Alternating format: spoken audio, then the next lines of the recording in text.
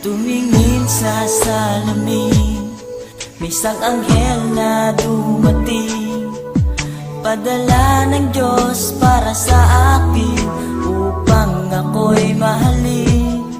At kung ikaw ay masaya, sige tumawa ka, ilakas mo pa, isigaw mo pa, mahal mo kong talaga. Minahal naman kita, bakit ako iniwan mo?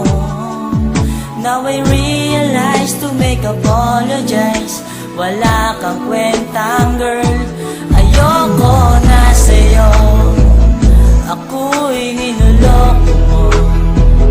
Mahal na mahal pa naman kita, bakit ako iniwan mo? Nasasaktan ako sa mga